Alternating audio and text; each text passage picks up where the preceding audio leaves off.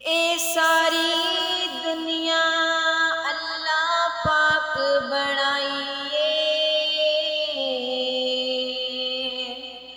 सांझी होर शरीक न सानी काईए। ओ अल्लाह किनू कहंदे ने, मुर्गी दे विच अंडा ना रोशनदान उसदा, रोजी पिया देंदा ओथे इक निगरान उसदा। ओ डाली किते फिट ना रखिया सच्चाई,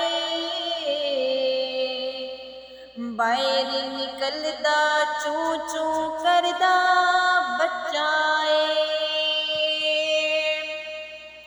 बिल्ली वेख के मावल भजदा नसदाए,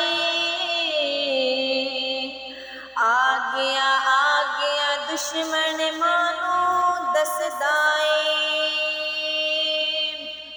ए सज्जन दुश्मन दी गल किन्ने समझाइए, सांझी होर शरीक न सानी काईए। पत्थर दे विच कीड़ा डड्डी न बनदा ए, रिज़क पिया खांदा ओथे वन सवन्नाए। ओ ना कोई खिड़की गेट ना रस्ता जांदा ए, हर वेले प्यासा वे पत्ते खांदा ए।